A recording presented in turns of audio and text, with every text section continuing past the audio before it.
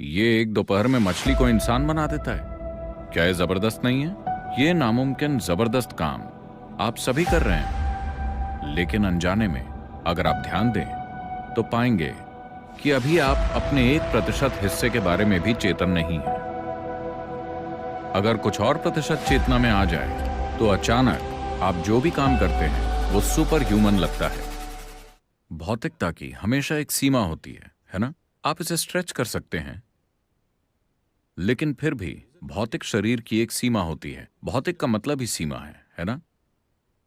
एक भौतिकता का आधार ही सीमित सीमा रेखा है कि नहीं? एक सीमित सीमा रेखा की वजह से ही आप इसे भौतिक कह सकते हैं। अगर आप उस सीमा रेखा को मिटा दें जो किसी भौतिक आकार की है, तो भौतिकता जैसी कोई चीज नहीं रह जाएगी। वो जो असीमित है वो भौतिक नहीं है ना? तो निश्चित रूप से है। प्रकृति ने आप पर बहुत सारी सीमाएं लगा रखी हैं, पर मैं ये बता रहा हूं कि आप नई सीमाएं इजाद कर रहे हैं। इसकी जरूरत नहीं है। प्रकृति ने पहले ही आपके लिए बहुत सारी सीमाएं लगा रखी हैं। आपको और सीमाएं गढ़कर अभी आप जो हैं खुद को उससे और छोटा बनाने की जरूरत नहीं है। एक इंसान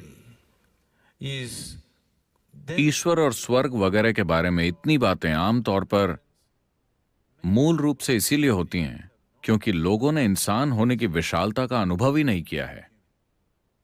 यही असली समस्या है। अगर आप इंसान होने की विशालता का अनुभव कर रहे होते तो आप दूसरी चीजों के बारे में ज्यादा बातें नहीं करते। ये अपने आप में जबरदस्त है। ये एक दोपहर में मछली को इंसान बना देता है। क्या ये जबरदस्त नहीं है? लेकिन ये इसे अनजाने में कर रहे हैं। अगर वो चेतना के साथ मछली को इंसान में बदल दें तो ये अद्भुत घटना होगी, है ना? है कि नहीं? ये नामुमकिन जबरदस्त काम आप सभी कर रहे हैं, लेकिन अनजाने में। तो सवाल ये है कि आपका कितना हिस्सा आपकी चेतना में आ गया है। अगर आप ध्यान दें तो पाएंगे कि अभी आप अपने 1% हिस्से के बारे में भी चेतन नहीं हैं। अगर कुछ और प्रतिशत चेतना में आ जाए तो अचानक आप जो भी काम करते हैं वो सुपर ह्यूमन लगता है। अब मेरे आसपास के लोग हर दिन ऐसी कई चीजें देखते हैं जिन पर वो विश्वास नहीं कर सकते। तो लोग कहते रहते हैं, सदगुरु क्या आप सुपर ह्यूमन हैं? क्या आप एक इंसान हैं? मैं उन्हें याद दिलाता हूं, This is not about being superhuman.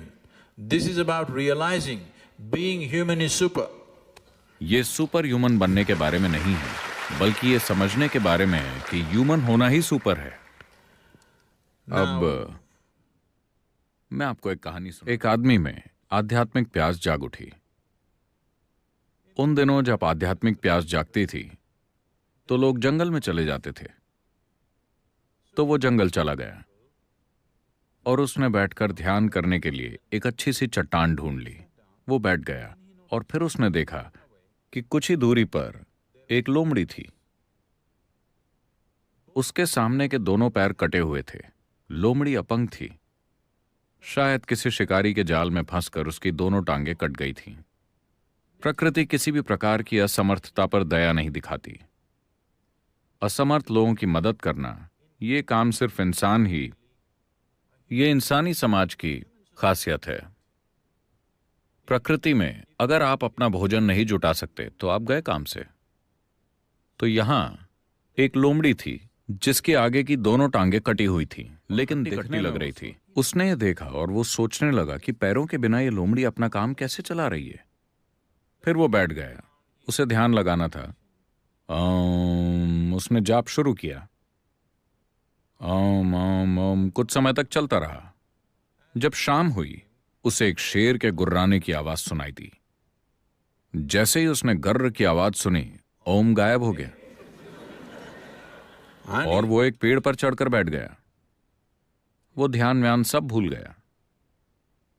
फिर शेर अपने मुंह में मांस का एक टुकड़ा दबाए आया और वो टुकड़ा उसने उस अपंग लोमड़ी के सामने रख दिया। लोमड़ी ने वो मांस खा लिया और शेर वहां से चला गया। उस आदमी ने सोचा, ओह, ये तो एक दैवी संदेश है। भगवान मुझसे कुछ कहना चाहते हैं।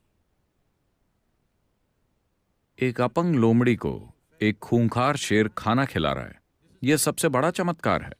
भगवान मुझे कोई संदेश दे रहे हैं। वो संदेश क्या है, क्या है, क्या है, पूरी तरह से भूल गया और सोचने लगा कि वो संदेश क्या है। फिर उसने खुद ही अपना एक संदेश बना लिया। उसने कहा, भगवान मुझसे कहना चाहते हैं कि इस चमत्कारी जंगल में एक अपंग लोमड़ी को भी एक खूंखार शेर खाना लाकर देता है। जब ऐसी व्यवस्था है तो मूर्ख, तू तो आध्यात्म के मार्ग में है। तू क्यों खाने के बारे में सोच रहा है? बस एक जगह पर बैठ, खाना तेरे पास आ जाएगा। तो वो बैठ गया। एक दिन, दूसरा दिन, तीसरा दिन, 6, 7. छठवें सातवें दिन तक वो जिंदा रहने के लिए तड़पने लगा। वो हिल भी नहीं पा रहा था, बिल्कुल कमजोर, तड़प रहा था, लगभग मरने जैसी हालत थी। उस रास्ते से उन्होंने वो आवाजें सुनी। वो उसके पास आए और पूछा, क्या हुआ, तुम्हारी ये हालत कैसे हो गई? आदमी बोला, ओ महान योगी, मुझे एक दैवी संदेश मिला था, मैंने उसका पालन किया और ऐसा हो गया। योगी ने पूछा, क्या हुआ था? आदमी बोला, वहां उस लोमड़ी को देखिए, देखिए वो कितनी तंदुरुस्त है। रोज एक शेर उसके लिए मांस का एक टुकड़ा लेकर आता है और उसे खिलाता है। आपको नहीं लगता कि यह दैवी संदेश है? बताइए, क्या यह सच में दैवी संदेश है? योगी ने कहा, निश्चित रूप से यह एक दैवी संदेश है, लेकिन तुमने एक दयालु शेर के बजाय एक अपंग लोमड़ी की नकल करना क्यों चुना?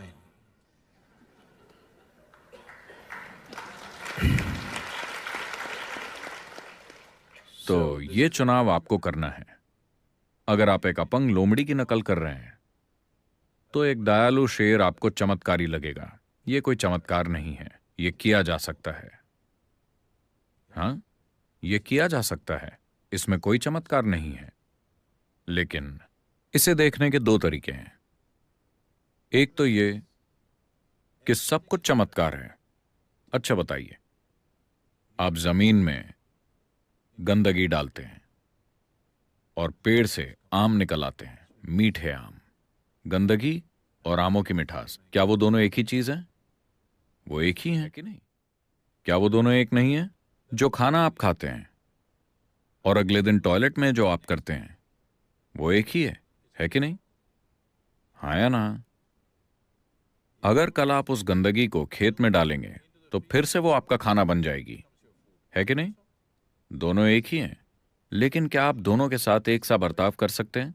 नहीं। आपके पास ये समझ होनी चाहिए कि कैसा बर्ताव करें, लेकिन हैं वो दोनों एक ही, है ना?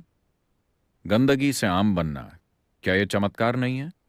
मछली को इंसान बनाना, क्या यह चमत्कार नहीं है? हाँ या ना? हर चीज एक चमत्कार है। यह जिंदगी को देखने का एक तरीका है।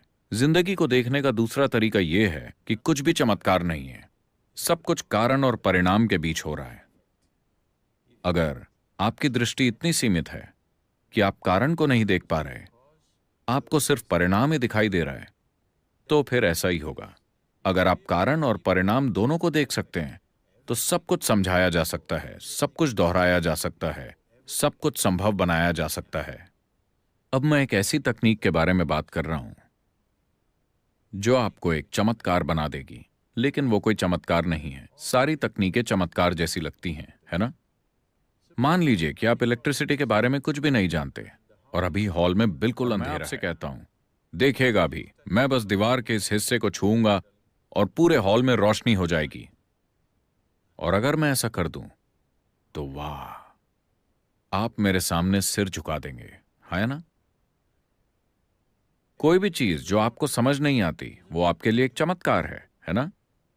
हाँ, कोई भी चीज जिसे आप नहीं समझ पाते वो आपके लिए एक चमत्कार है।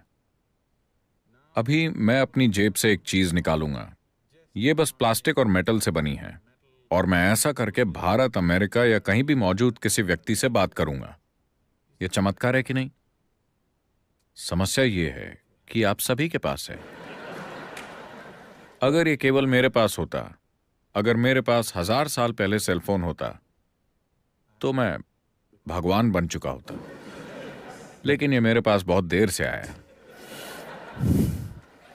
अगर 1000 साल पहले मेरे पास एक लाइट बल्ब होता तो मैं भगवान बन सकता था, लेकिन वो मुझे बहुत देर से मिला।